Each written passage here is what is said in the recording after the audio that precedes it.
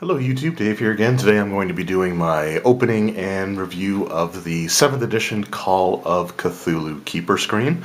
This has been put out by Chaosium Incorporated, and it was the second thing I actually ordered for the Call of Cthulhu role-playing game. So as soon as I got the starter set in, I was looking through it and I realized that yes, this is a game that I feel like I could get behind, so I immediately ordered the Keeper screen, and I finally got to use that 10% off code for the Acquisitions Incorporated one that I tried to use wanted to use with, and I got the starter set. But just based on the way that their checkout system was laid out, I didn't quite understand the fact that by selecting PayPal, it was simultaneously confirming the order and everything. So that was sort of a weird experience there. But the second time around, I was more careful of what I was doing. And I did get to use the 10% off code, which is really, really cool. So we'll take a look at this, like I said, and I've actually already used this in-game. And this is honestly the third time I've been trying to record this video. The first time I was not happy with the way that it turned out. The table that I'm using to record it's right next to our front door, and well, I guess apartment door. And for most people, I think you can relate. If you have a table right next to your door, it becomes the table that just, as soon as you come in, just everything sort of finds its way on top of. And so there was just a ton of stuff on there. There was the empty boxes from the things that I've been receiving over the last few days leading up to it, and it was just not good. The second video went a lot better, but one of the components in here was actually I forgot about because I had it with the notes that I had from the session that I ran. So I discovered that, and I also accidentally, when I was clearing out old video files off my desktop and just deleting them because I don't need the raw videos anymore, I selected the video for this, thinking it was just not paying attention to what I was selecting. And anyway, so here we are, third time's the try though. So we'll just take a look at the back here. The first thing you'll notice is that this does come with a paper sleeve that sort of holds everything in place, which is a nice little touch. I'm just going to slide this off because it's the same stuff on the sleeve as what's on just the paper covering as well. So this says Call of Cthulhu Keeper Screen. All the important rules, charts, and maps at a glance. The Keeper screen is an essential play aid for those running games of Call of Cthulhu. This 3-panel Keeper screen, mounted on thick hardcover stock, folding out to about 34 inches wide. One side, intended to face the players, portrays glorious artwork. The rear of the screen, the Keeper side, collects and summarizes important rules, statistics, and charts to assist the Keeper when running games. Inside are 2 ready-to-play scenarios set in Lovecraft Country during the 1920s, the only era that I ever plan on running. Blackwater Creek and Miss Dews. There are 12 ready-to-play pre-generated investigators, 6 for each scenario, and color maps of Lovecraft Country, the World of Cthulhu, and the Arkham environs. For Call of Cthulhu 7th edition, you must have at least one copy of the Call of Cthulhu Keeper rulebook to play Call of Cthulhu, and I don't fully agree with that. I think the starter set really is enough, but this may have also come out prior to the starter set, so I'm not going to hold that against it here, because that may have been the only option at the time. So then we'll just open up here. So like I said, we got our paper sleeve, and we'll actually save the screen, I think, for last. But up front here,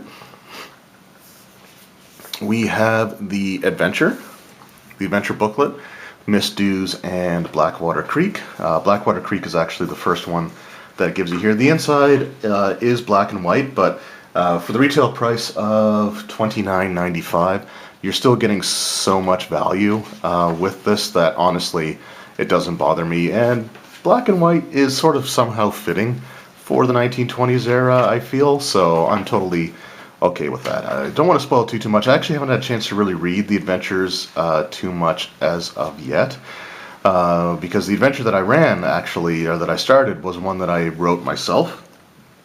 But it does look like there is a ton of gameplay in here. I mean, I'm over 30 pages in, and we're still in the first adventure, so we're basically just wrapping up here now.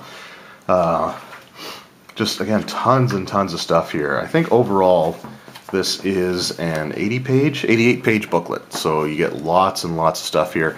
And like I said, you have your pre-made characters at the end of each adventure, so you can make your own, I guess adventure is the wrong term, pre-made investigators. Still getting used to some of the terminology there.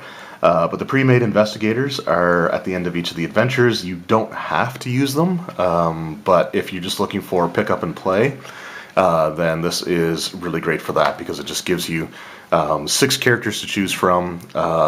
With the ability to just say, hey, you want to play a game of Call of Cthulhu?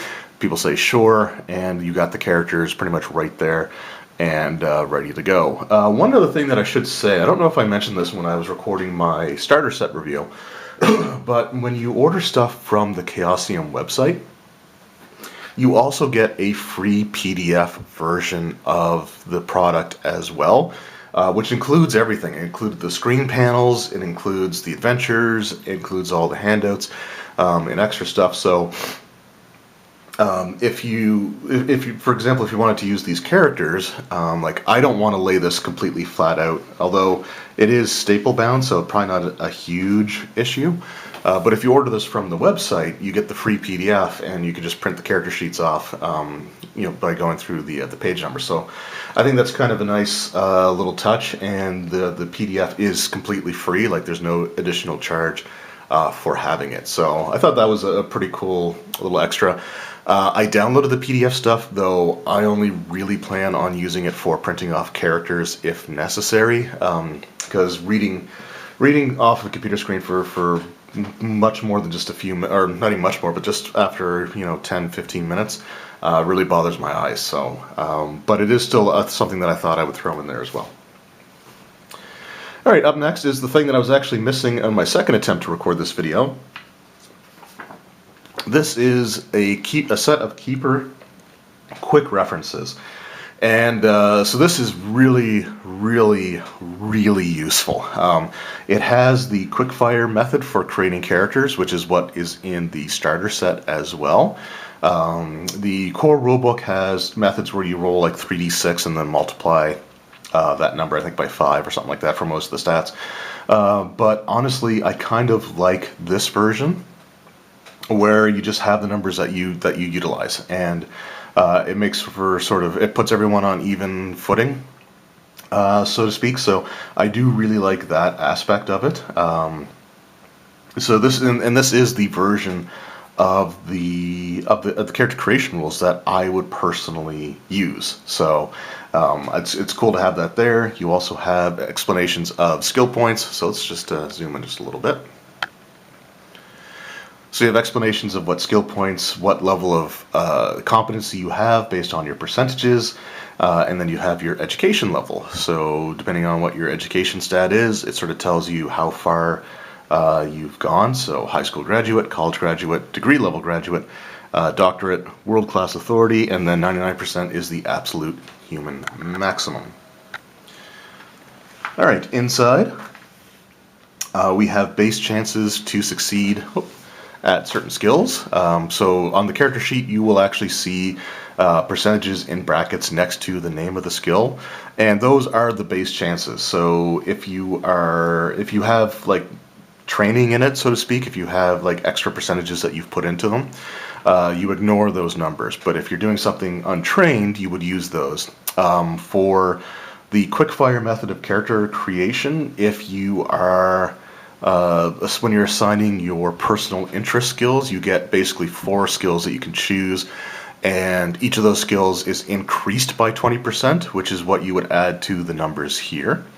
And if you're doing your profession skills, you just get like 70%, 60, 50, 50, like you get those numbers there. Those ignore the starting percentages. Although I think, like I said, I haven't read too closely into the character creation rules that they have in the rulebook, but I think if you're using the standard method where you're rolling the dice to determine attributes, then I do believe you use those base numbers as well. I'm not 100% on that, so don't quote me on that, but I feel like you would use those base percentages and that add on top of it. But again, I could be wrong because I don't intend on using that method of character creation, so I didn't bother reading too carefully into it. And then underneath we have some sample phobias. So if you have an insane, so basically if you lose more than 5 sanity points, 5 or more from a single instance, you have a chance to go into like a temporary insanity. And that sanity can take on different forms, so you can get like phobias or manias or stuff like that. So they have the list of them here, and you have things like fear of being alone, fear of people that have been like suffered an amputation, a fear of beards, a fear of blood, a fear of books, which actually makes sense in Call of Cthulhu. I feel like most people end their characters' lives with that, whether it's given to them through the game or not. It's just all kinds of cool stuff there. And then you have the manias. So you may have like an abnormal craving for alcohol. You may have an insane fondness for animals, or the ballet, or other things like that. So I haven't gotten into the sanity stuff yet. With the party that I was running, I was going through mostly the early parts of the adventure where everything just feels sort of like odd, but not like inhuman sort of thing. But that will definitely change next time they come over. We have the rest of the manias there, and then we have our poisons. So a list of poisons. I don't plan on using poison very often or right away, but we'll see what happens as the game goes on. A whole list of mythos tomes. So I was actually looking through this last night, so I sort of know what more of this means now. So, for example, we have the Al-Azif. I'm assuming this is probably his version of the Necronomicon. Anyway, it's in Arabic, so you get your language. Let's zoom in again here. Okay, we have the author, Abdul al-Hazred, and then weeks. So that's the amount of time it takes to do your to read through the book and to sort of start to understand stuff about it. So you do like your first. Your first reading through, and then you could do a full read through. And I think the 68 weeks is the full week through. Sanity is the amount of sanity points you lose, or you can lose from reading the book and starting to understand what's in there. CMI, so that is the Cthulhu Mythos ranks that you gain for your initial read through. And then you have CMF, which is what you get for a full read through. And then you have MR, which is Mythos rating, I think it's called. So essentially, if your ranks in the Cthulhu Mythos are less than this number, so 54 in this case, every time you do a full read through, you can gain like the full. You only ever gain the CMI, the introductory read through once. But you can gain the full read through ranks for Cthulhu Mythos repeatedly. So that's something that as long as your ranks of Cthulhu Mythos are less than this 54, you would add that number multiple times. Now, each time you do a full read through, the first one would start out at this number here. So in this case, it's 68 weeks. But then the next read through, if you try to do a full read through afterwards, it doubles the amount of time that it took to do the first one. And then if you do it a third time, it takes double the amount of time it took to do the second read through. So let's just say it takes 2 weeks to read a book. The first time you do a full read through, it takes 2 weeks. The second time you do would be 4 weeks, and then 8 weeks, and then so on and so forth. So that's sort of how that information works, and then the books can contain spells and stuff like that as well. Also, whenever you gain ranks in the Cthulhu Mythos, it also reduces your maximum sanity by the same value of ranks that you have in the Mythos skill set. So, and the only way to earn ranks in Cthulhu Mythos is either through the books, which is the main way, the easiest way, or through encountering a Cthulhu Mythos creature and suffering a bout of insanity. So not just losing sanity points to it, but you actually have to go insane. You have to lose 5 or more in that one go to trigger the insanity. So that's sort of how that works. And then we just have some weapons tables, so again, which is great stuff. The weapons do to give you the prices in like 1920s era and the modern era. Malfunction, like if you roll the malfunction number higher, it affects like the weapon's ability to be used. Then you have if they're available in the 20s or modern era, so it gives you all that information there, which is great. As well as some descriptions down here as well for certain things. And then we get into what might be one of the more useful parts of this already pretty useful book.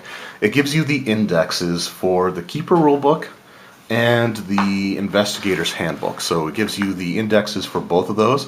The index is obviously in the books as well. I don't have the Investigator Handbook yet. I do have it ordered through my local game store, so I'm hoping to have it within the next week.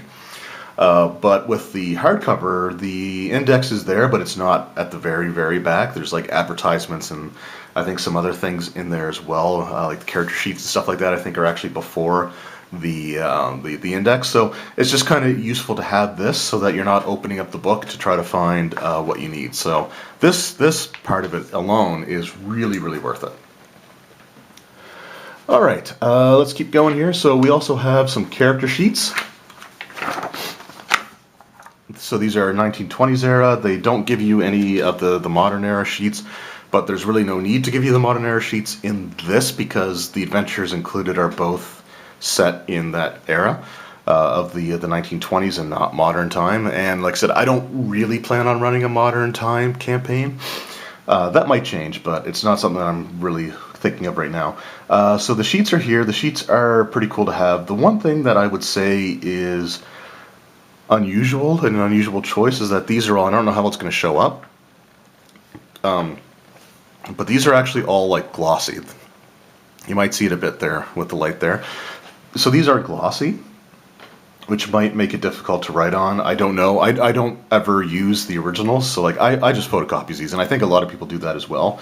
But you are given multiple sheets that have that weird sort of, again, the glossy texture to them. So I don't know why they decided that, if it was just like they used the same paper stock for everything in the kit, obviously. But it's sort of an unusual choice, especially for the kind of person who will just use the sheets provided to write on. I don't do that, however, so it's not a big deal for me, but it was just something that I thought I would kind of also point out just because it seems a little unusual. And then we get some double-sided maps. I'm not going to spend too much time on these because I think these are connected to the adventures inside. But that's cool to have. And then we've got our big maps. So the first one we have here is the world map. So this has all the it's the world map. So the corners kind of show some extra places that we have here as well, maybe in a little bit more detail. But then we have just like the globe style map here, and it gives you some real world locations as well as some of like the mythos specific ones. So the mythos specific locations, as you can see here, are marked sort of with this star with like this symbol in the middle. So this is Arlia or Raleigh or Rayleigh or Rayla, however you want to pronounce it. I pronounce it Arlia or Arlay. But anyway, so it's just really cool to have all that information here as well. And then in the closer up section here, it does show that it is to the west of Easter Island, which is kind of cool. So anyway, so you got the world map there. Again, it's really nice detail here. It is all these maps are single-sided, so they're not double-sided like the handout maps are. But still really cool to have this and to have some of these interesting locations. It helps you sort of put together a cohesive world, which is great. And then up next we have Lovecraft Country. So this is essentially Massachusetts. And we got some of the important locations here. We have like Salem, Massachusetts. We have Arkham, which is a fictional location, but we still have that there. I think Boston is further down, but then you have Newburyport, and then you have West Newbury, Massachusetts, which you can see up here. So for the wrestling fans out there, a certain Doctor of Thugonomics came from that particular location. But yeah, it's just overall, again, a really nice, useful map, and Lovecraft Country is probably where I would include most of my stuff here as well. And we have like Innsmouth, which is one of my favorite locations overall. So again, just a really nice map. It gives you like your roads and rivers, and I think like railroad lines and like side roads. Just really, really useful stuff overall. So again, a really awesome addition with this Game Master screen, or Keeper screen, since you're referred to as Keepers in this. And then we have the last map, which is of Arkham itself. So this gives you the street map and some of the important locations. Some of the more noteworthy locations are actually further expanded on in these sections here. So we'll just zoom in a little bit. So here we have Miskatonic University with like the different buildings, the different streets that it's on. Then we have the New Merchant District, and then I'm just going to fold this temporarily just to make it a little easier to work with. But then we have like the French Hill and downtown Arkham. There's also some cool little bits of art on like the sides of it. We do have, it looks like the Necronomicon up top here. And then we have the moon with probably a night gaunt, I would suspect, up on the roof there. A stained glass window of sort of like this goat-like creature. And then we have H.P. Lovecraft himself, which is really cool. We have what looks like a building for Miskatonic University, as well as Lord Cthulhu up on the top right-hand corner. And then we have just, again, some other artwork that looks like it just be taken straight out of an adventure, which is really cool. And just overall,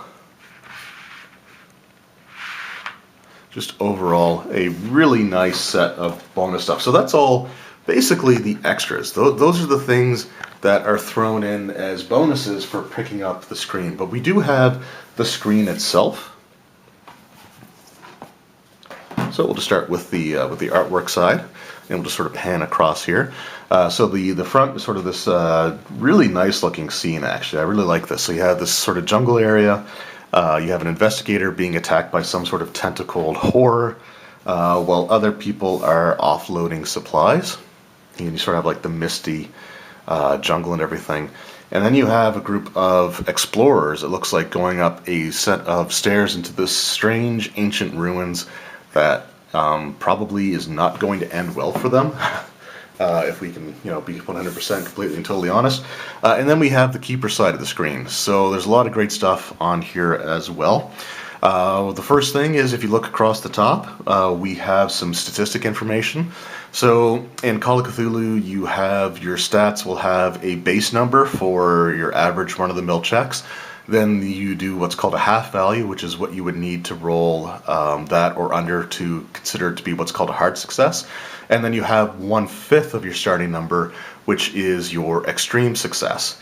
So this gives you your baseline number, and then it gives you your fifth number. So and if you have 1, 2, 3, or 4 in a skill, which is really bad, then your 1/5 chance is 0, and it just goes all the way across there. And again, that's useful information to have. Finding the half value is pretty easy. Getting the half value, when you're dividing by, if your number ends in a 0 or 5, is pretty easy. Otherwise, because you're always rounding down until you get to a whole number, it just gets it can get a little, I don't want to say confusing, but it's just nice to have the quick reference there in general. So we also have determining difficulty levels, so what factors you may want to consider. Information on assigning bonus or penalty dice. So how they work, how to compare results. In the investigator development phase, which is at the end of the adventures, where you have the potential to upgrade some of the abilities that you were able to use successfully. Living standards based on your credit rating. firearms information, including bonus or penalty die, depending on the situation. So if your target dives for cover, it's partially concealed, or if you're point blank range, and stuff like that. So again, useful stuff to have there as well. Some more information on firearms and armor values, which armor essentially just is like damage reduction, so you subtract whatever the armor value is from damage you take. Automatic fire information, which I haven't really gotten into too much yet, so I don't... this looks like it gives you all the useful information. I just haven't read the full stuff at this point in time, because nobody has any automatic firearms in the game that I'm currently running. Other forms of damage, so like minor, moderate, severe, deadly, terminal, or splat, how much damage they do, and examples of what causes them. So for splat, being involved in a high-speed head-on collision or being hit by a train would cause you to splat, which makes sense. Then we have like the combat flowchart. So you establish your order, your dexterity, your initiative order, and just goes through all of that stuff there as well. And this can be useful, especially if you decide to start having like maneuvers and like trying to grapple people or wrestle into the ground or things like that. Human limits and assisting. So if the difficulty to overcome something is a number that you can't possibly roll on a percentage die, then you can actually have multiple people help, and they use their stats to lower the difficulty. Bouts of Madness summary. So these are the bouts of madness that would occur, sort of, that you can just gloss over within game time. Like, this happens, and this is the result. It works best for situations where you're in the investigation phase and you're not in like a combat scenario. But if you're into a combat scenario, you can also have Bouts of Madness real time. So this is what happens to the character for a set amount of rounds. And that's just, again, you would only really use this if you're in a situation where you need to go like round by round or second by second to determine what's going on. If you have more less time constraints, then you can simply use the Bouts of Madness summary up there. Phases of Insanity, again, useful stuff to have. Insanity cost examples, which again is useful stuff to have. Spells and tomes, and that's just basically how the books work. Also, this screen, I didn't really mention it yet, but this screen also has page references to everything that it has in here, and this is page references for the Keeper book. So if you need more information, then you can go through here. We also have insanity effects, damage levels, and then we have information on chases. I haven't read the chase section at all yet, so this is something that will probably be incredibly useful. I just haven't gotten to that part of the rule set yet because I don't really plan on using it for this first adventure. And then we just have damage information. So you have a damage diagram, what constitutes a major wound, which is if you take half of your hit points or more in a single attack or single damaging instance, you can suffer a major wound. How you heal, information there as well. And then you have stuff on vehicular collisions, major wound and healing, and vehicle damage. So a lot of useful stuff here. The screen also stands up really nicely. For a 3-paneled screen, which is folded up like this, it actually sits out really well. I was really surprised with this because I have other 3-panel screens that essentially they always one side, the side that you fold sort of out this way, or out this way, always kinds of wants to sit like that. But this one, I didn't have to break it in at all. It just worked really, really well there. So that was my flip through and sort of my look through at all the contents that come with the 7th edition Call of Cthulhu Keeper screen. Overall, I am very, very impressed with this product. I think it is fantastic. And the amount of extras that you get is really kind of incredible. Game Master screens are some of my favorite accessories to collect. And this is one of the best packagings or the best inclusions or bundles that I've ever picked up. It reminds me a lot of the of the Green Ronin Dragon Age RPG screens, which came with adventures and handouts and stuff like that. But this is sort of like, it's that idea, but taken up a notch sort of thing. And it's well worth the price that I paid for it. The retail price for the U.S. Customers would be $29.95. It worked out to probably around, I think it was around $40 Canadian. But I did get the 10% off code, so it was a little bit less than that. It wasn't a huge savings, but for the cost, it was absolutely worth every penny, in my opinion.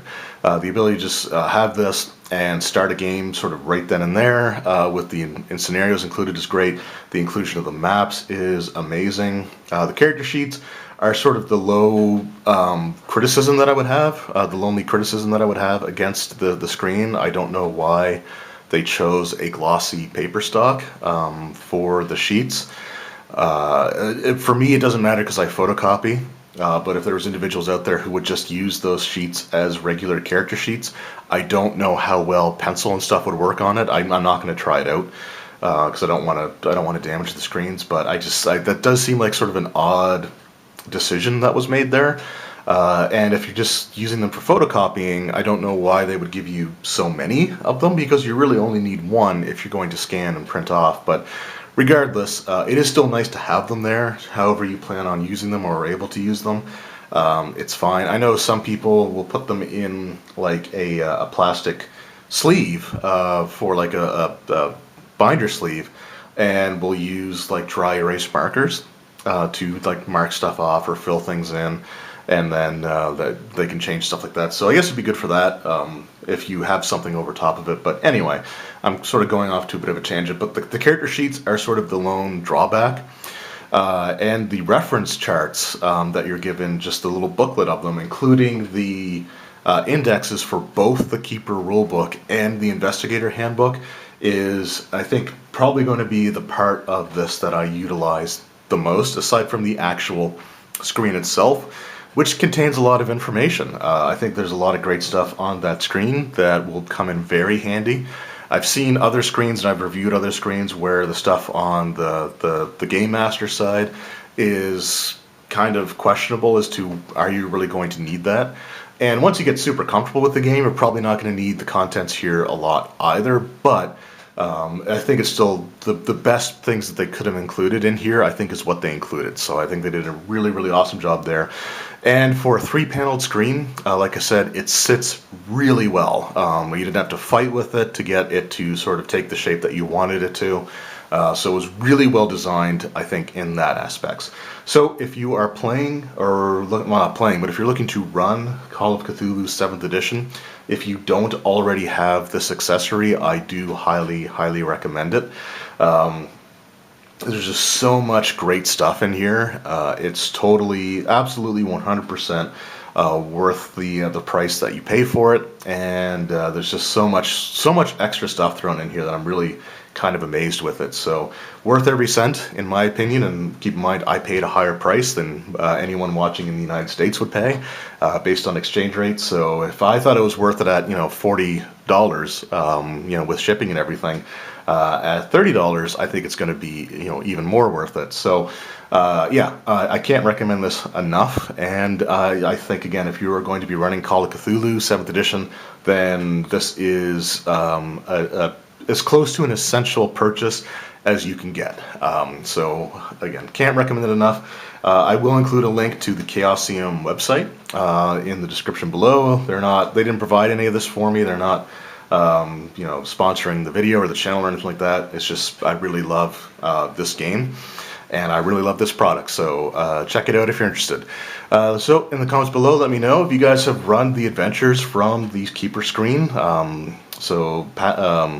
Was it paid dues or unpaid dues in Blackwater Creek? Let me know how those went. Try not to spoil too much, but just let me know the sort of like in general terms, or what you thought of the adventures, and let me know what you thought about the stuff included as all the extras, because I think it's wonderful. Anyway, thank you guys very much for watching. I hope you enjoyed, and I will see you next time. Take care.